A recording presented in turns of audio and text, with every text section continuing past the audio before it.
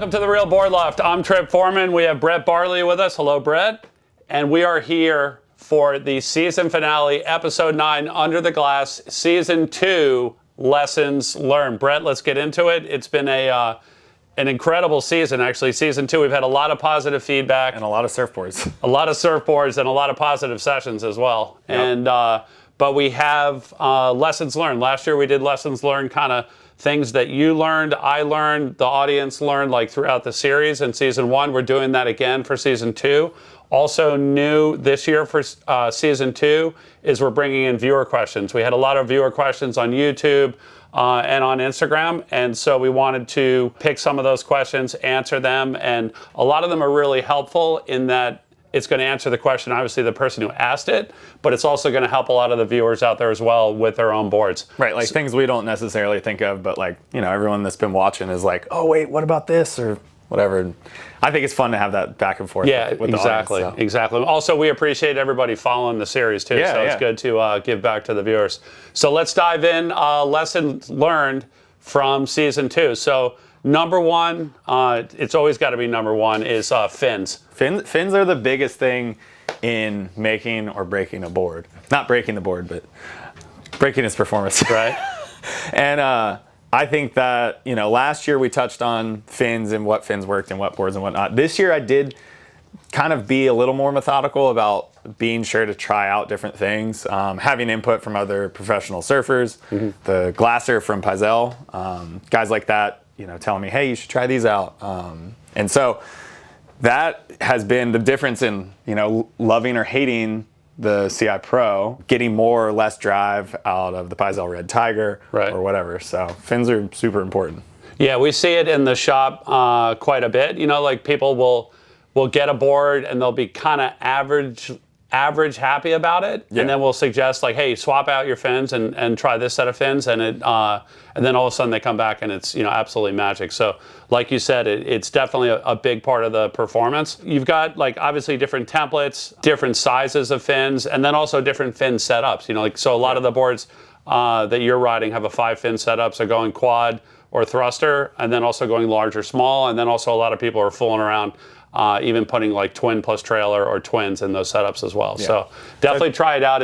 It's worth the time to try it out. And I think just like to make it a little simpler right now, we'll go over the fins that I used in a few of the boards and what make or break them. So these are the 4 main sets of fins that I used in all of the shortboards here and the grovelers. Obviously not the twin fin. Right. My go-tos have been the Pazel Futures medium size and the Johns. Basically, I always start with the Johns, and if the board feels a little too loose or isn't gripping the face of the wave, then I move to the Pazels.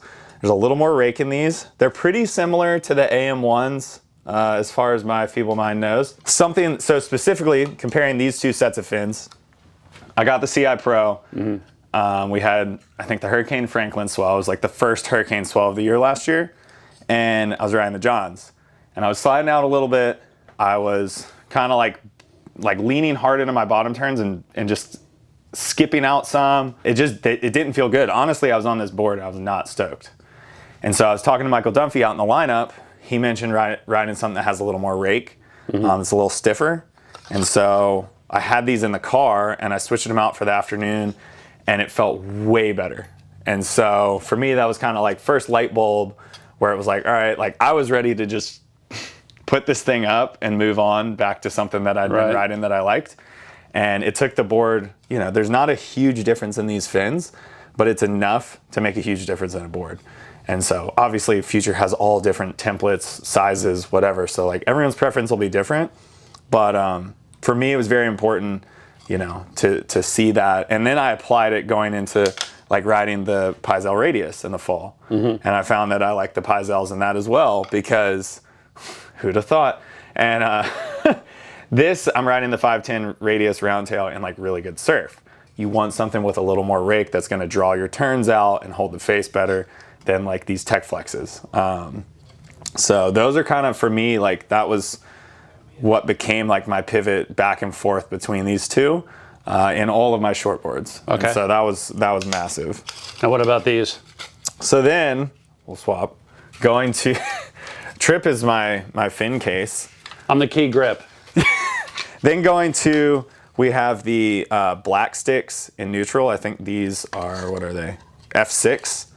That's basically a medium. And then the Vapor Core R8. And so the Vapor Core, which are super light fins from Futures, I was using in boards to get a little more drive. They're very stiff.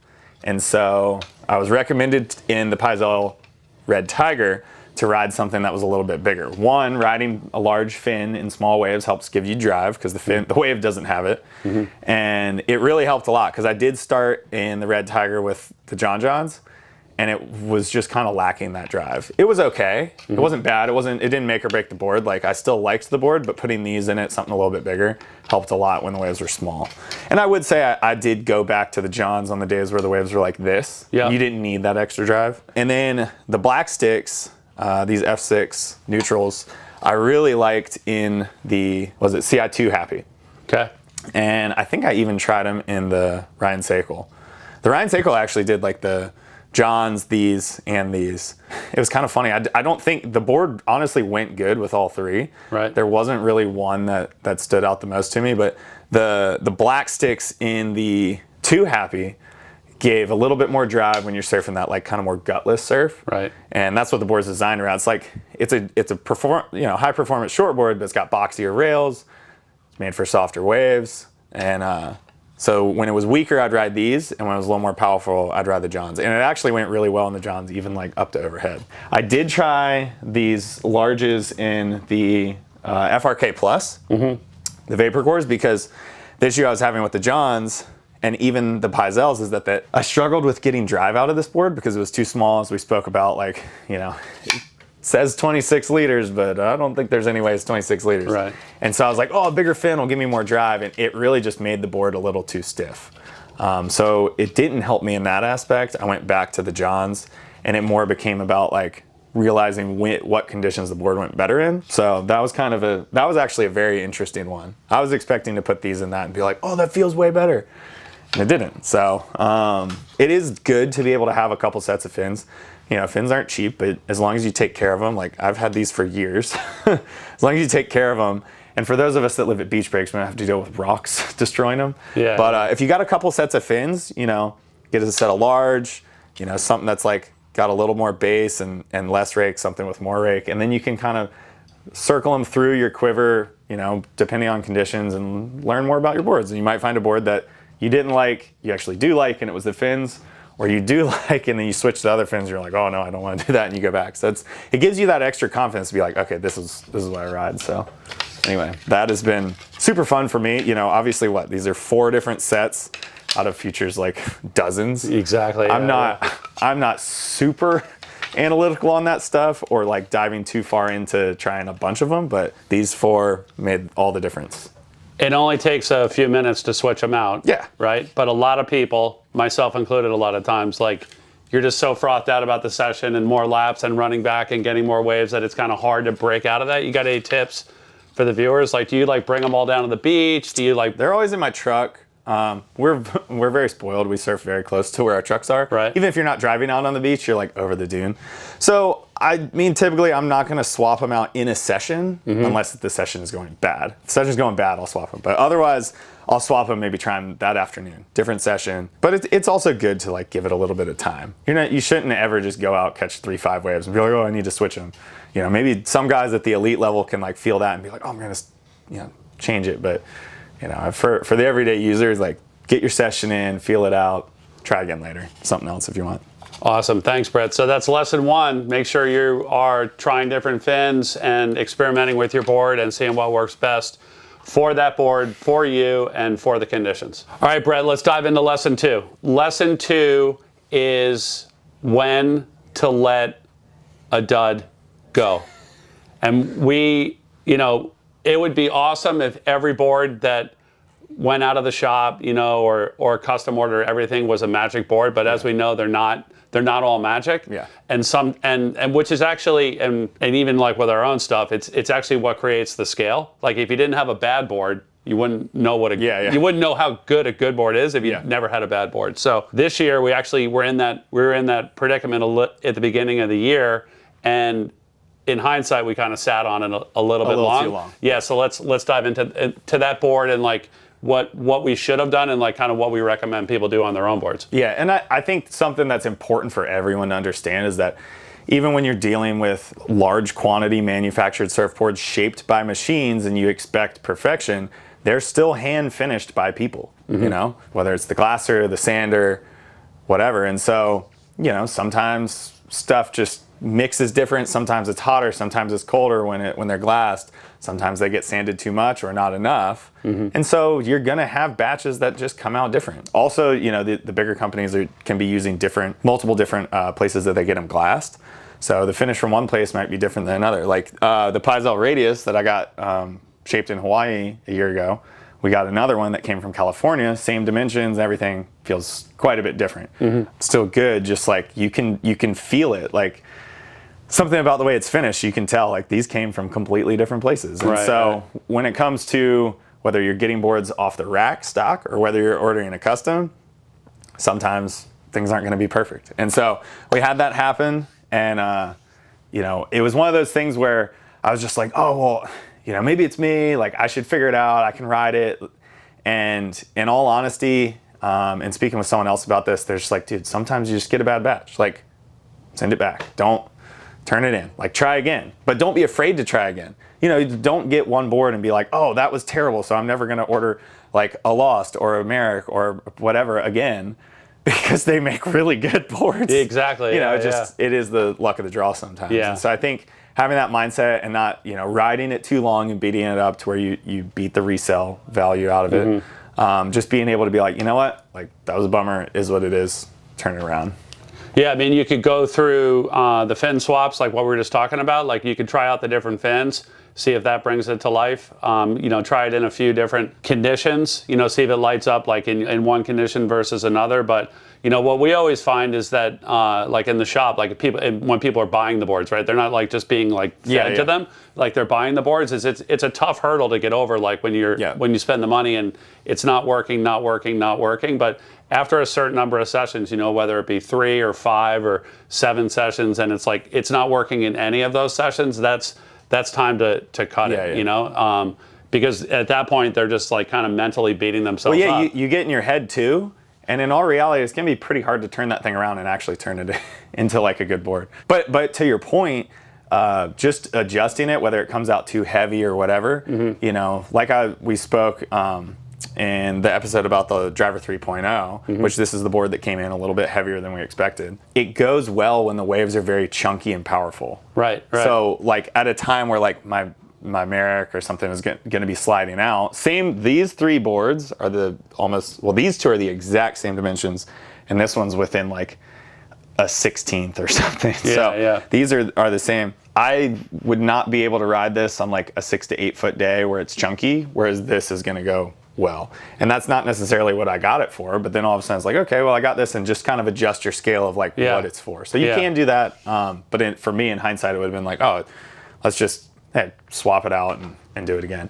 But also too, I think one of the things I've learned the most that's been really rad is like my boards off the rack have been really good. Some, and not just these, but other boards that we've ordered, you know, over the last 2 years of doing this have been customs.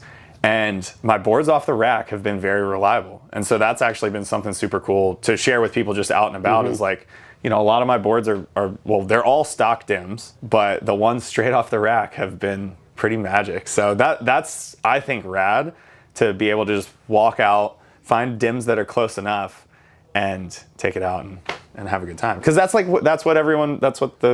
dream. That's the customer. So, like, I obviously get this like special situation where I get to try them all out, but you know, to see that from, you know, your everyday surfer's perspective has been really rad. Like, oh, this works. Like, it is overwhelming at first, but then once you start dialing it in, it doesn't get so bad. Yeah, with the, you know, if you have access to a shop, you know, that has a good selection of boards, like the instant gratification of like finding the right one, like in your hand, and like going out and riding it that same day, that is the dream. You know? So, like when you talk about the dream, that's the dream.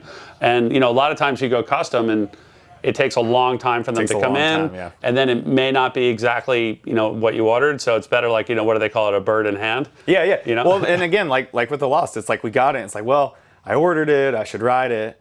But like if I was walking through the racks and I grabbed it, I'd be like, oh, I don't know. And I maybe would have stepped down or whatever. Yeah. Whereas like walking through the rack, it's like, oh, this one's too big. This one's too small. Oh, this one feels really nice. And then you're set. You're done. So you talked about these three boards, and that's a great segue to lesson number 3, which is dimensions and volume. And we talked about dimensions and volume in this same episode, season 1. But we just, I don't know, we can't stress it enough. Like, I think everybody lives by dimensions and volume. Or by one or the other. Or by one or the other, but not both. Yeah. Or there's shapers that hate volume and like kind of just yell and scream against it. Let's dive into that and your experience in season 2. So we've got a wide variety of shapes and sizes here. We do have a lot of high performance shortboards though. And so I think the coolest thing that I have learned, and also the most difficult thing in like hopping from brand to brand, is that every brand, you know, it's basically, to get the volume, it's like a mathematical equation, right? Of based off what the computer took off, you know, what foam is left. I don't know the whole deal, but you know, then all of a sudden someone's sanding it, someone's glassing it, and it's just, they're not all going to be the same, and they're not all going to be right. So some people like live and die by volume, but dimensions to me are way more important, and then pairing volume with that. So, but like you said, by example, we have 3 shortboards from 3 of the top like high performance shortboard companies: Channel Islands, Paisel, Lost. These 2 are the exact same dimensions. I ordered this based off of that. I ordered this based off of like the original Driver 2.0 I had. And then this is stock, but the dims are almost the same. Again, within like a 16th. And so this has a lot boxier rails. This has a lot more pinched rails. This is a little bit fuller up top. You know, it's Driver 3.0, Radius, CI Pro, your top tier performance shortboards. They are night and day difference. Right. Even with the same dimensions. Even with the same dimensions. You know, these 2 are round tails and this is a squash, so that's like kind of plays a factor there, as far as like I do like both of these and steeper, more powerful surf than this. But again, this also has boxier rails. It's coming from being developed surfing waves in California, which are a little bit slopier, longer, more forgiving, compared to something that's like designed on the North Shore, steeper, punchier waves. Obviously the Driver 3.0 being designed in Southern California, it's like almost a mix between the 2, I would say. This is way more pinched. This falls in between these 2. And so but they all ride so different. And so, you know, I think that is something to take into consideration. Like if you're traveling or if you live somewhere that's more waves more similar to where one of these boards would be made, maybe that helps you decide what kind of board you're going to pick. You know, it's just funny because this board I think is almost a liter less than this. This one is almost a liter more than this, but doesn't feel it. You know, these 2 are very similar, and then this one feels a little bit bigger. So it's like, do you trust the volume? Do you trust the dimensions? And this is where I fall back into trust the dimensions and then try and find the volume that's close. But don't make volume like the end all be all. Yeah, and I think that's what a lot of the shapers are getting at. The shapers that are, you know, either very anti-volume or quasi anti-volume, they're like, it means something, but it doesn't mean everything. Yeah. I mean, even for instance, okay, now going over to like the FRK Plus, this says it's 26 liters. This says it's 26 liters. They're not even close. Right. 5.8 by 18.5 by 2 3/8 says it's 26 liters. This is a 5.10 by 18.63. Also says it's 26 liters.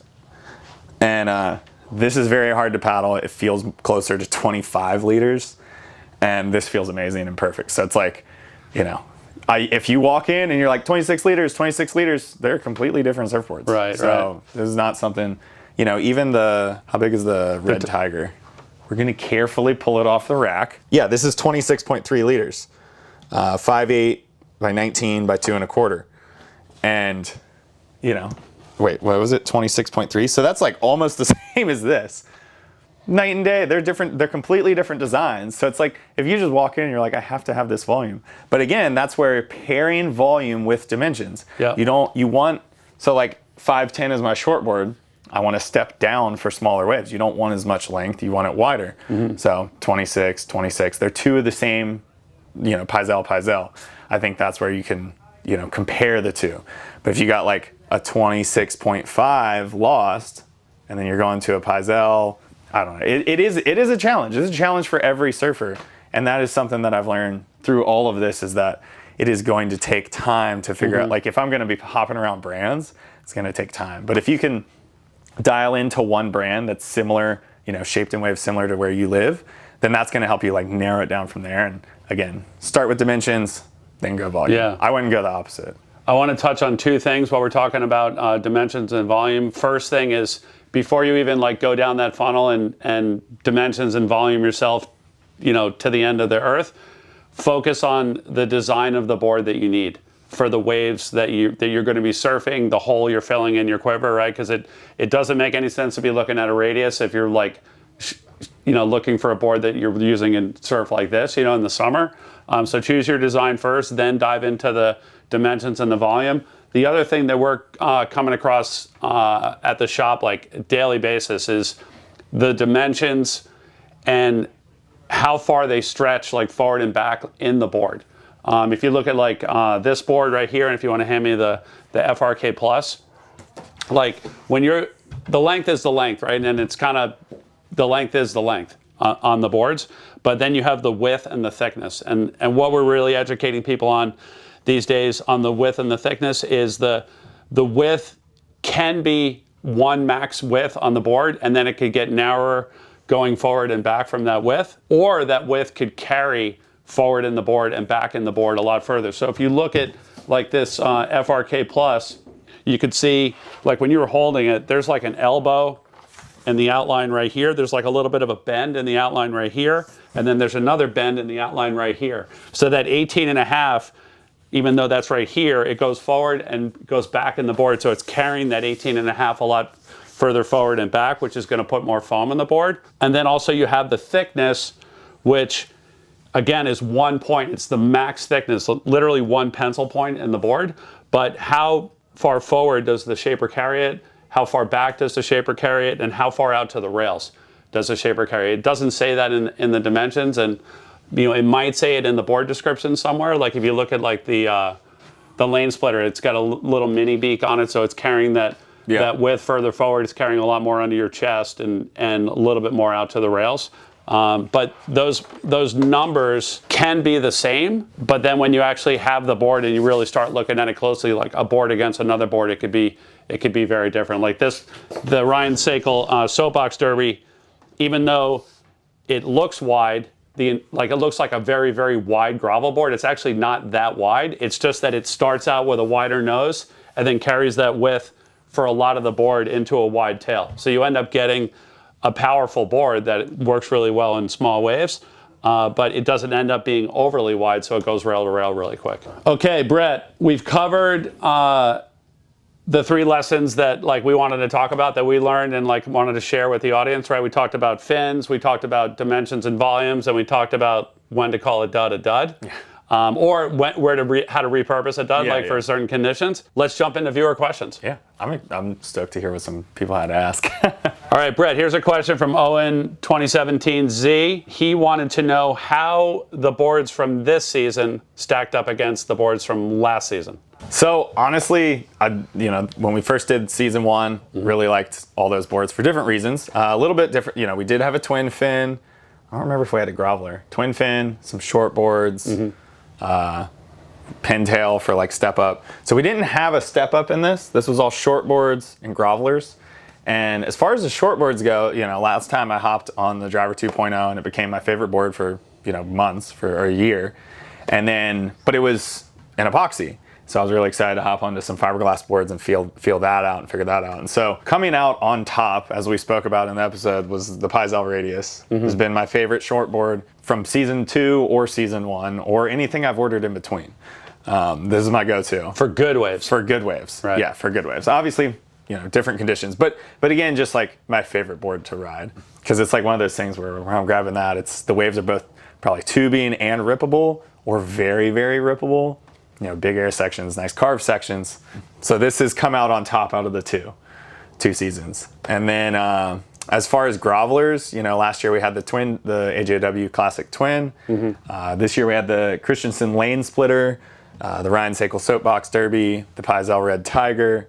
I mean, I feel like there's a lot of differences between those boards. The Paizel Red Tiger is like a small wave, like high performance board. Yeah. The Lane Splitter is just a twin that's fun. And I would say, out of those four, like if I was just gonna pick one, to ride for fun or whatever, I would honestly go with the Lane Splitter. Okay. I personally am not super invested in ripping a knee-high to waist-high wave as hard as possible, so I'm just in it for fun. And the Lane Splitter has been the most fun surfboard to ride, period. I was absolutely blown away. This was a board that I did not, when you first mentioned it, I was like, dude, I don't know, like, that thing's kind of weird. I'll try it. And then I rode it and was like, oh my gosh, this thing is wild. And because it becomes a challenge for me, I'm just gonna pull it off, because of the way that this tail is, you hop up here, it's a twin, you hop back here, it's real pivoty off the tail. I mean, it's like basically a squash tail. And so for me, I've found that when I'm riding small waves, I just like to enjoy it more and cruise.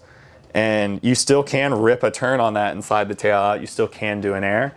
And it's just been like the board that has like ignited my like love of surfing small waves the most. So yeah, and then as far as tubes, all the short boards go well in the tube. I wouldn't necessarily like put any of these up against the Paizel Ghost. I think the Ghost is still my favorite board to ride when it's like bigger and barreling. And yeah, so out of season 2 and season 1, we've got two boards from season 2 that have come out on top, and a board from season 1 that's come out on top for different applications. Oh, and also asked another question, which we get asked in the comments a lot, which is, what boards are you curious to try? Let's not focus on that. But what boards are you not interested in trying, right? And so we come across this a lot, like Brett should try a single fin, or Brett should try a really wide, twin fin, like all these different, like kind of different boards, which are awesome boards.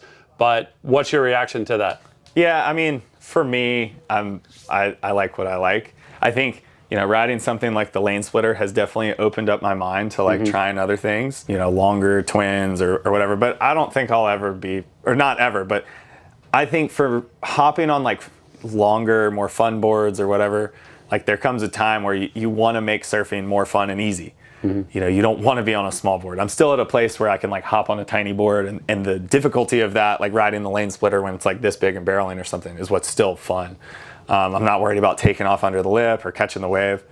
So I think it's like one of those things. I don't have anything that I would like necessarily never ride. I don't know. I mean, there's some pretty wild designs out there I've seen. Right.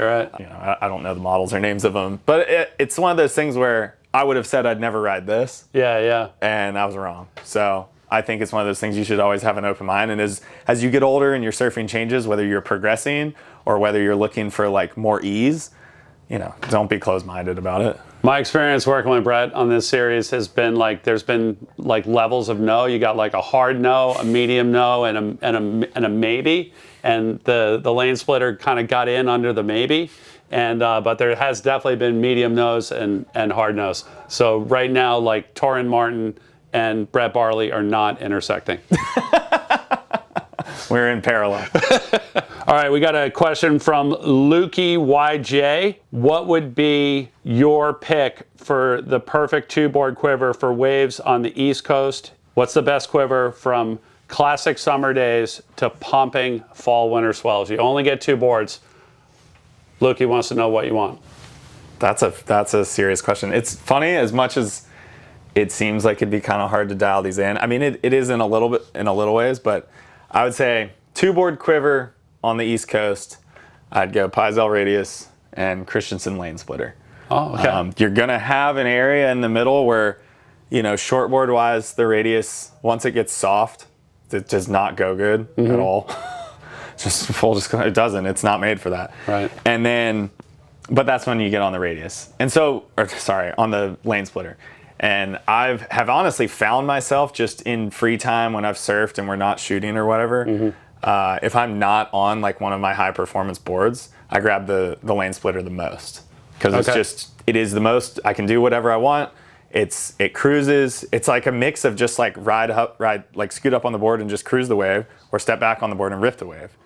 And then if I'm stepping up into like good waves, the Paizel Radius performs the best. And so, some of the other boards, I do like there's conditions I like the CI Pro way more in than this, even when it is rippable.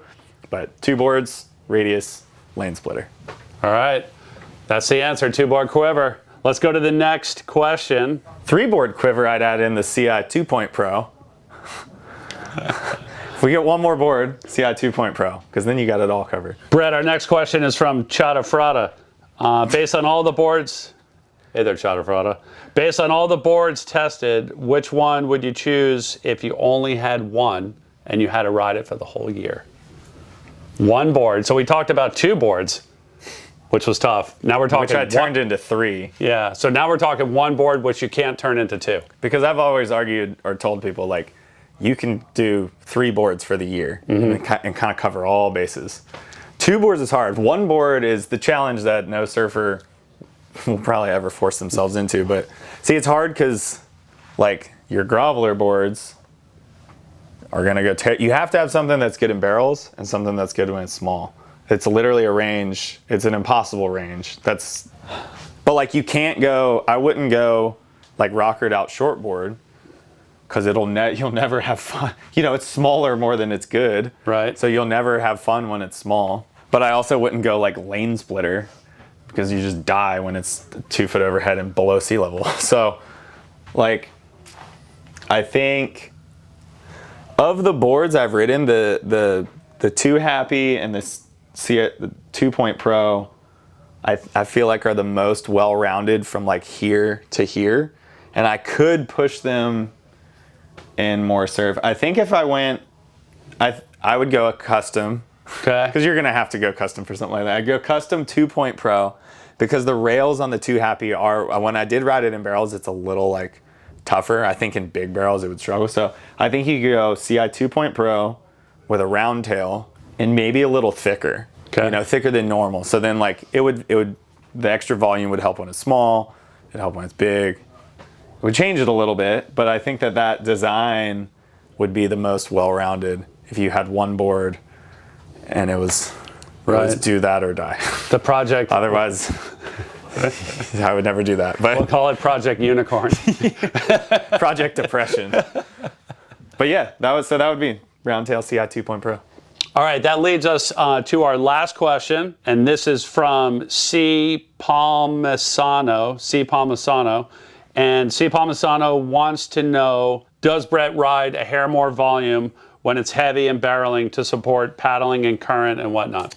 I have actually had a couple boards that have more volume, and I would say this past winter, I hopped on like some, Lost step drivers. Yep.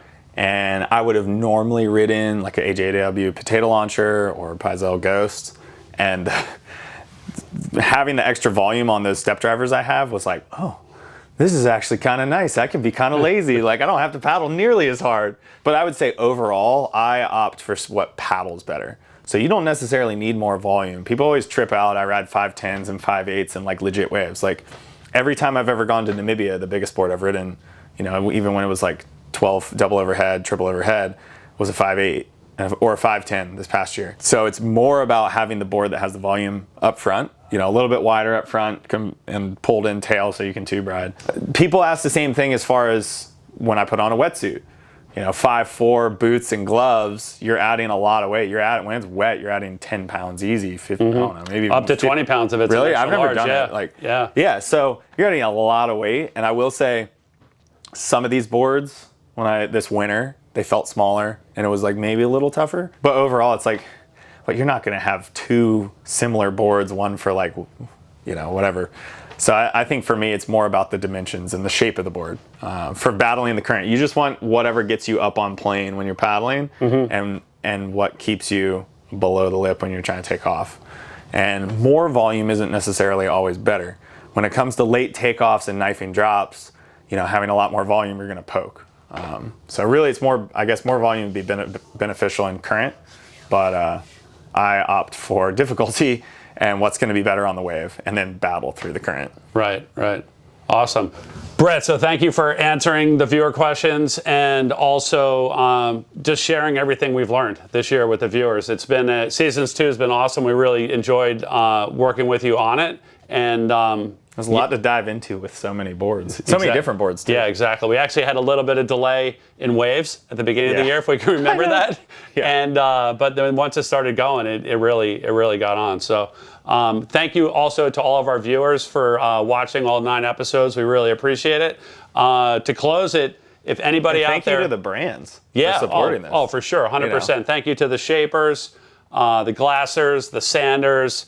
The people, unsung heroes. Yeah, people that are packing the boards and shipping them to us, which is huge. Brett, thank you for pointing that out. But yeah, to close it, if anybody has any questions on any of these boards, any of your own boards, or any of your boards that you're looking at, you can always call our shop, Real Watersports, 252-987-6000, or look us up online, realwatersports.com. We do ship worldwide daily, and we're here for you. We love talking boards. So thanks again for tuning in. Brett, thank you. We'll see you on the water.